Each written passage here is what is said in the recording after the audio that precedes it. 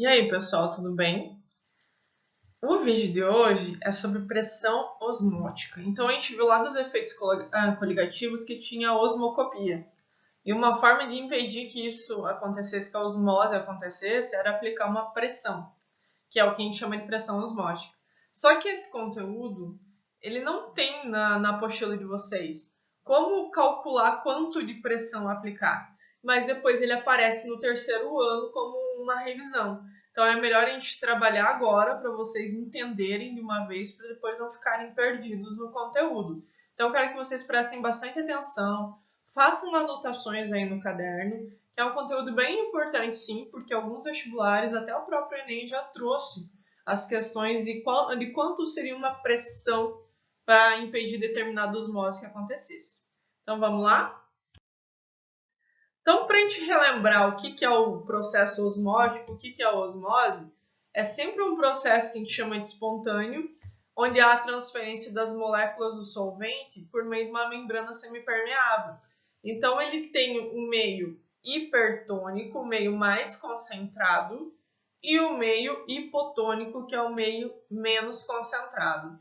A tendência da osmose é que o meio hipotônico passe para o meio hipertônico a fim de tentar diluir aquela concentração que tem ali. E aí o que a gente tem que levar em consideração? A solução mais concentrada, que é a do meio hipertônico, ela tem um maior número de mols, quer dizer que ela tem mais partículas, por isso que ela é a mais concentrada. E a solução mais diluída, que é do meio hipotônico, tem um menor número de partículas. Então a gente tem que sempre considerar que ele está saindo do meio menos concentrado para o mais concentrado, a fim de diluir isso e deixar os dois meios em equilíbrio, né, com a mesma quantidade de partículas. E aí entra a pressão osmótica. Se eu não quero que a osmose aconteça, ou eu quero até mesmo reverter o processo da osmose, você aplica ao sistema uma pressão no sentido inverso da osmose, só que com a mesma intensidade. Então, isso é o que a gente chama de pressão osmótica, aquela pressão que você vai aplicar aquele sistema para que a osmose saia do meio hipertônico para o hipotônico. Você quer fazer o contrário, ou você quer impedir que isso aconteça. E aí aqui a figura ela traz exatamente o que acontece. Né? Vamos supor que eu quero transformar lá, eu quero retirar o sal da água. Então você aplica uma pressão a fim de conseguir retirar aquela água que está no meio hipertônico, que está no meio mais concentrado de sal, para ficar só o sal de um lado e a água do outro. Só que quanto de pressão que eu posso aplicar para saber quanto que eu preciso fazer de pressão, dependendo da concentração que eu estou utilizando. Então, quanto maior for a concentração de sais ou de solutos da tua solução, mais pressão ela vai precisar. Então, penso que quanto maior a quantidade de partículas, mais pressão eu tenho que aplicar. Pensa lá na dessalinização da água, porque esse é o processo de osmose reversa, né? Você tem que fazer o contrário do que a osmose faz. Você não quer diluir, você quer concentrar, porque você só quer o sal. Você quer retirar aquela água dali. Então, num processo total de dessalinização, sem falar somente das membranas, você tem a entrada de água que vai ser tratada, que é onde ocorre o pré-tratamento. Ela sai do pré-tratamento e aí ela entra nessas membranas, que é onde ocorre o processo de osmose reversa. Essa membrana ela vai reter o sal, que é o que você vai reaproveitar depois, quem sabe. A água em si, né, aí vem dessas membranas vai para a salmoura, que ele rejeita com o sal, e esse sal depois ele pode ter outro fim. E a água continua o seu processo para o pós-tratamento, que é onde vai ser feita aí a desinfecção, tentar tornar ela potável ou para outros fins. Águas de dessalinização são utilizadas bastante para resfriamento de reatores ou para algum processo de resfriamento. E aí ela vai para a distribuição para os outros fins dela. Então, toda vez que a gente falar de osmose reversa, um dos exemplos, se não for o exemplo principal, é o processo de dessalinização da água. E agora vocês já sabem como é que funciona. Agora a gente precisa saber quanto de pressão tem que ser aplicada a um sistema para poder ocorrer essa osmose reversa. E a gente vai ter que calcular. Então, a primeira coisa que a gente tem que fazer é lembrar de uma formulazinha, que é o πmRT. O π é a nossa pressão osmótica da solução. E essa pressão geralmente é o que eu quero encontrar. E essa pressão ela tem que ser em atm. O m é a molaridade, é o número de mols, o número de partículas que eu tenho dentro daquela solução. O R já é conhecido, né? Que é a constante universal dos gases, gases perfeitos, que é sempre 0,082. É esse o número que vocês vão utilizar sempre para R. E a temperatura, é lógico, tem que ser em Kelvin.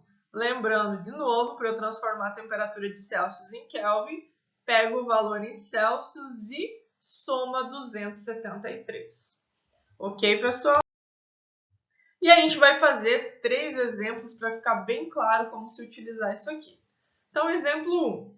Se considerarmos uma solução de sacarose a 1 mol por litro em temperatura de 0 graus Celsius, e aí ele já deu a chance de dar o valor em Kelvin já, que equivale a 273 Kelvin, a pressão que deve ser exercida para impedir a osmose dessa solução deve ser igual a... E aí eu vou ter que lembrar uma coisinha para vocês. Lembra da natureza do soluto? Se for molecular, não tem alteração de número de partículas. Se for iônico, tem. Sacarose é molecular. Como que eu vou saber? Não tem metal nesse negócio aqui.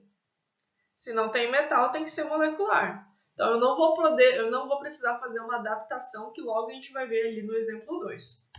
Então, eu vou usar lá o πmRT, que é a formulazinha da pressão osmótica, e aí eu vou colocar os meus dados, né?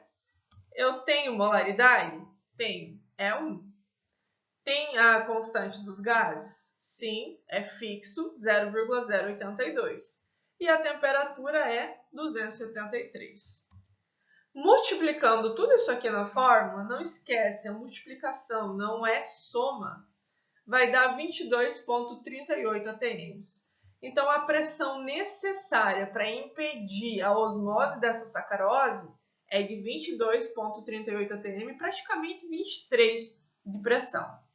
Tranquilo? Exemplo 2. Se considerarmos uma solução de 0,1 mol de cloreto de sódio, e aí já apareceu um composto iônico, né? Que a gente já vai ver como resolver isso aqui. Em temperatura de 27 graus Celsius, a pressão que deve ser exercida para impedir a osmose dessa solução deve ser igual a... E aí eu tenho que lembrar que o cloreto de sódio é o nosso NaCl. Então, ele é um composto iônico, porque eu tenho um metal ligado a um ametal que forma o meu composto iônico. E aí, para eu saber a quantidade de partículas, eu tenho que fazer a dissociação iônica. Então, o NaCl, eu tenho que quebrar ele, lembra? Então, você vai separar os íons desse cara. Aí, eu vou ficar Na+, Cl-. Na+, porque o sódio ele pertence à família 1A. Quem é da família 1A tem tendência a perder elétrons. Se é da família 1A, tem um elétron para perder. Por isso que é mais um. O cloro é da família 7A. Ele tem 7 elétrons. E ele é formador de ânion. Ele precisa receber elétrons para completar a regra do octeto, que é ter 8 elétrons. Então, se ele é da família 7A, ele vai precisar receber 1. Por isso que é menos 1. Então, eu já tenho a dissociação. Então, eu tenho 1 mol de partículas com NaCl, só que eu tenho 2 mols de íons depois. Então, eu não posso utilizar simplesmente 0,1 mol por litro, sabendo que eu tenho 2 mol de partícula. Eu tenho que aplicar o que a gente chama de fator de correção de Van 't Hoff. Então, nós já fizemos a dissociação. Agora a gente sabe quantas partículas a gente vai utilizar aqui. Para isso, a nossa formulazinha ela muda um pouquinho. Ela continua o πmRt, só que agora ela tem um I. E esse I é o número de partículas do fator de correção de Van 't Hoff. Então, quando eu tenho uma solução iônica, eu tenho que adicionar essa quantidade de partículas aí da dissociação. Então, a gente coloca os nossos dados agora. Π é a pressão osmótica que eu quero encontrar. M é a molaridade, que é 0,1. T é a temperatura, que ele deu 27 graus Celsius, mas eu tenho que utilizar em Kelvin. E aí eu vou somar 273 e vou encontrar 300 Kelvin. O R é 0,082, que é a constante dos gases. E o I é a quantidade de partículas que nós calculamos antes, na dissociação. Não tinha 2 mols de íons, então o I vai ser 2. Agora a gente vai substituir essa equação. Então, eu vou ter 0,1 vezes 0,082 vezes 300 da temperatura vezes 2 da quantidade de íons. Isso aqui vai dar 4,92 atm. Então, a pressão que precisa ser aplicada para que essa solução de cloreto de sódio não sofra a osmose é de 4,92 atm. Não é difícil, né, gente? Tem que se acostumar a fazer dissociação e verificar a natureza do soluto. Se é molecular, pressão osmótica normal. Se é iônico, lembra do fator de correção de Van 't Hoff. O exemplo 3 é quando ele não te dá a molaridade, quando você tem que calcular ela. Então, vamos lá. Ele falou que ele tem 8,2 litros de uma solução de glicose, é molecular, não preciso aplicar a correção. Contém 180 gramas de soluto a 27 graus Celsius. Colocou todos os dados para dificultar a vida aí. A pressão osmótica dessa solução será... Aí os dados que ele deu é a constante dos gases e as massas atômicas dos elementos que compõem a glicose. Aí, se a gente colocar os nossos dados, a gente não tem π, que é a pressão osmótica, e também não tem a molaridade. Então, a única coisa que a gente tem é a temperatura, que vai ser 300 Kelvin, e a constante dos gases. Então, a primeira coisa que a gente vai fazer é colocar as massas desses elementos e descobrir a massa molar. Então, a gente pega aqui a fórmula molecular da glicose. Eu tenho 6 carbonos e a massa do carbono é 12. Então, é 6 vezes 12, que vai dar 72. Aí, eu pego a quantidade de hidrogênio, que é 12, e multiplico por 1, que é a massa do hidrogênio, e aí eu vou ter 12 hidrogênios. E aí, eu tenho o oxigênio, que eu tenho 6 na fórmula molecular, e a massa dele é 16. 6 vezes 16, 96. Somando tudo isso aí, eu vou encontrar que a massa molar da glicose é 180 gramas por mol. Só que aí eu tenho que calcular isso para 8,2 litros, né, produção? E aí eu posso usar a formulazinha, eu posso usar a regra de 3. Você que vai definir isso.